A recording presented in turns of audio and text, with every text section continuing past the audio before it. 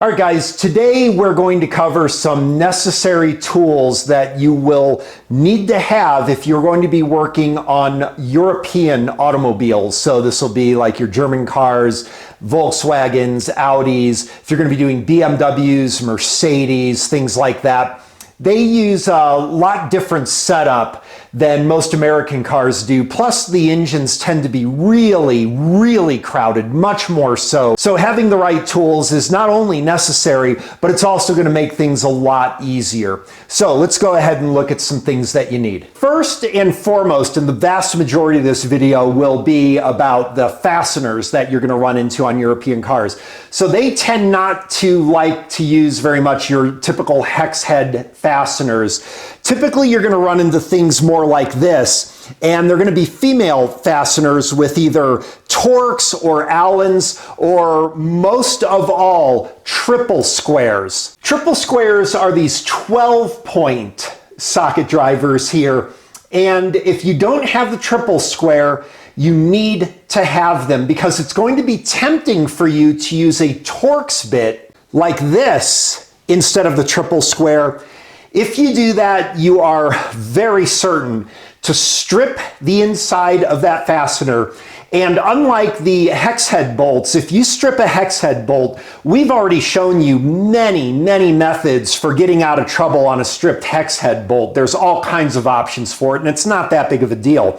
But when you strip a female fastener like this, when you strip this, your options for fixing it become much less, and each option is also much less effective. So it's extremely important that you have the correct tool so you don't strip these fasteners. Now, for most of your socket setup here, there's two manufacturers that I pretty much use. One of them is LEXIVON. It's kind of a more low-cost budget sort of tool company, and the stuff works just fine. But for the most part, I really prefer to use the Mayhew tools socket sets. They're quite a bit more expensive, but they're totally worth it because they absolutely fit much better. You need perfect fit in those female fasteners to prevent any possibility of stripping. In the case of the Torx, remember that you've got two sets of Torx, metric and SAE.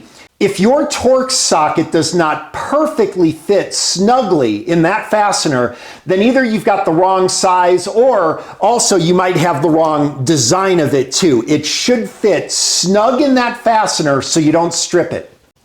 Now, if you are unfortunate enough that you stripped one of your bolts, probably your best chance for getting out of trouble is this kit from, I guess it's XEWEA, XEWEA, and this is a Torx and Allen, and also it'll work on triple squares kit like this, and this will allow you to bite into that female recess like that and hopefully be able to grip in there and then take your socket and drive that fastener out.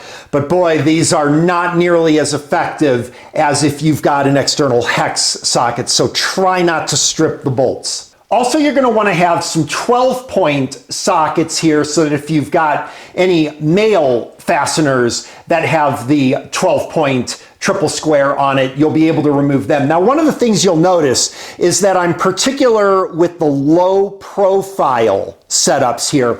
And that's because, as I mentioned earlier, typically the workspaces in European cars are much tighter. It's one of the reasons why labor is so much more expensive on Mercedes, BMW, Audi, things like that, because in order to get to this thing, you've got to remove this thing, which means you've got to remove this and remove this. But if you're able to remove that original thing because you've got low profile, then you can actually save hours of work. And if you're a professional, you can just eat up your flat rate.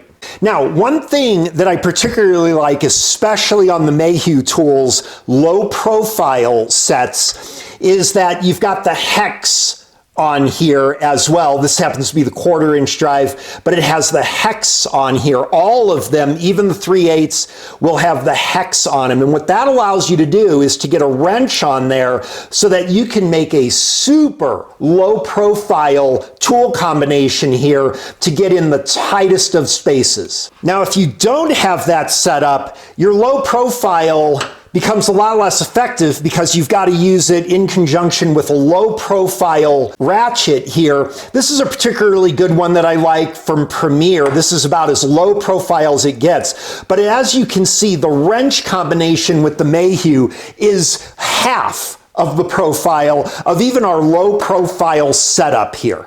Now, one little trick that you can do is also have some of these bit driver styles here, which are even lower profile than those sockets.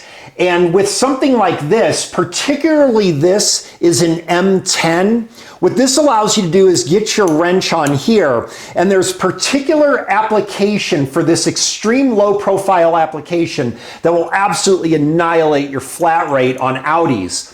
On most Audis, if they're a Quattro, the rear wheel bearings, to remove that, you've got to remove a bunch of the rear suspension. You got to remove control arm and things like that. Plus also alignment is necessary after you do all of this. By using this extreme low profile setup, you will actually be able to get in there and be able to get on the bolts for the wheel bearing by getting right between that bolt and that control arm. There's just like this much space in there, and this setup can do it.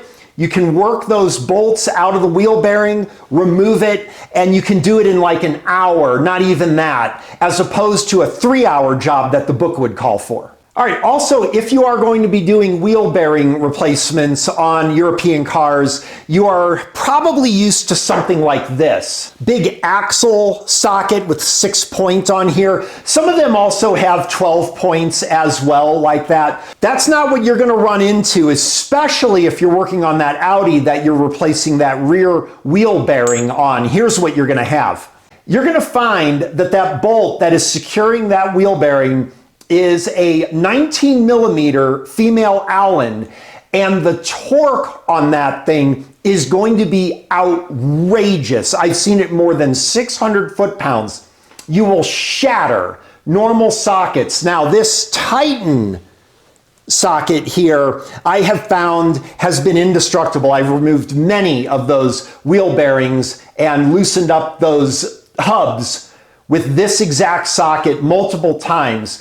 But you also, aside from an indestructible 19mm socket like this, you have to use a breaker bar. If you use a 1/2-inch ratchet to do that, you are just gonna shred that ratchet. This breaker bar is from Capri tools. I've successfully used this for those extreme, ridiculous high torque applications without having it break on me. By the way, also, aside from the obvious that you don't want your socket or your breaker bar to fail on you for obvious reasons, you have to replace the tool, you delay the job and everything, but it's also actually rather dangerous. When these fail under that extreme high torque, they explode, and it's not a very safe thing. So don't take chances with it, get the right tools. Now also, European cars usually use different lock lug patterns if they've got locking wheel lugs, and they're kind of more triple square looking, except with generally even more slots on the sockets. And this kit right here contains a bunch of common lock keys, so if your customer lost the key or you can't find it, this typically will go ahead and get you out of those wheel lock situations without having to waste a lot of time trying to find the key or call the customer. European cars typically have the wheels bolt onto the hubs with actual bolts, so they're not going to have the wheel studs sticking out of the hub that you're easily able to line up the wheel and then you secure the lug nuts on it. They're actually going to be bolts that go through there. So an easy way for you to line up your wheels is to go ahead and get a kit like this, which has all of these different adapters so that you can thread them right into the hubs, and then you have points to align your wheel and hold it in place so that you can fit those bolts into alignment.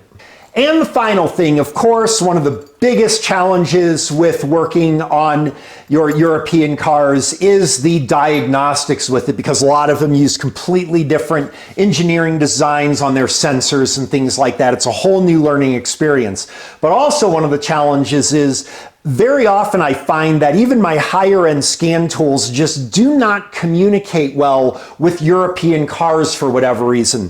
One way around that is my launch CRP Touch Pro, which is a very low cost, fully functional, bi-directional scan tool. I've shown this before.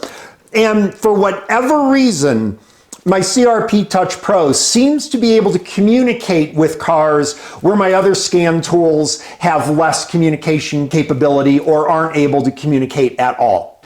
All right, guys, that concludes this video on must-have tools. You guys know my philosophy that I do not subscribe to the it's better to have it and not need it than to need it and not have it. These are not tools that you are not going to need. If you're going to work on European automobiles, these are tools you will need, and you better have them or you're going to get stuck in the middle of your job. All right, thanks for watching. I hope you found this helpful.